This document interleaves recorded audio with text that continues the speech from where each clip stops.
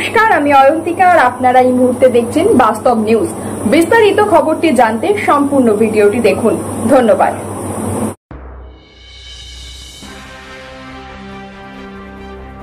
Diamond Harbour রোডের উপর কেন্দ্রীয় বিদ্যালয়ের সামনে অভিভাবকদের বিক্ষোভ, এলাকায় যানজট, পুলিশের সঙ্গে ধস্তাধস্তি। স্কুলে গাড়ি পার্কিংয়ের টাকা না দিলে স্কুলের ভেতর গাড়ি ঢোকানো যাবে না। ছোট ছোট শিশুদের 700 মিটার হেঁটে যেতে হচ্ছে স্কুলে। তারই প্রতিবাদে স্কুলের সামনে বিক্ষোভ শুরু হলো অভিভাবকদের। এলাকায় বিশাল পুলিশ বাহিনী।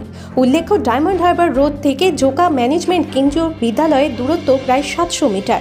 অভিভাবকদের বক্তব্য, ছাত্রছাত্রীদের গেটে ছেড়ে দিলে স্কুল ব্যাগ বই নিয়ে যেতে কষ্ট হয়, কারণ অনেক ছোট ছোট ছেলেমেয়েরা স্কুলে পড়ে। একটি টাকা ধার্য করা হয়েছে ভিতরে গাড়ি নিয়ে যাওয়ার জন্য।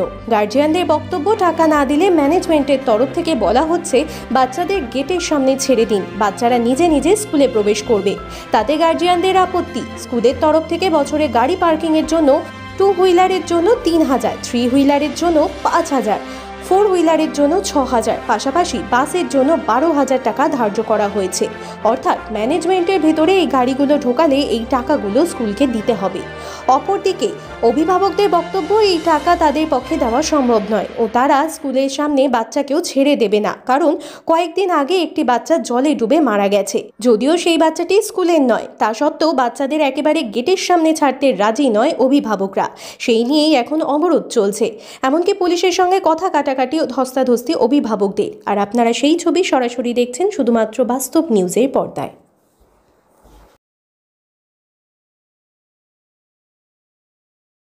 2 কিলোমিটারের উপরে বাচ্চারা এখানে গাড়ি রাখি, পিঠে ব্যাগ নিয়ে যেতে পারে না। ছোট ছোট বাচ্চাগুলো কাঁদে, চোখের জল ফেলে, বাড়ি বাড়ি ব্যাগ নিয়ে যেতে পারে। তারপরও আমাদের খালি ধরবে, বাইকের জন্য 20 দাও, ফুলকারের জন্য 25 দাও, দিনের পর দিন অত্যাচার।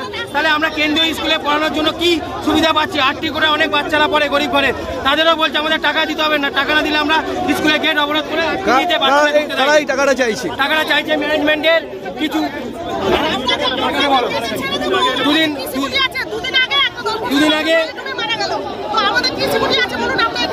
দুদিন আগে স্যার একটা বাচ্চা ডুবে মারা গেল, একটা বাচ্চা মারা গেল।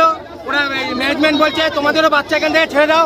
তাহলে ম্যানেজমেন্ট কি করে বলে একটা বাচ্চা সেখানে ডুবে মারা গেছে, আমাদের বাচ্চা যদি কিছু হয় সেটা রেসপন্স নেবে? এই জায়গাটার নামটা কি? এটা হচ্ছে ম্যানেজমেন্ট কেন্দ্রীয় বিদ্যালয়।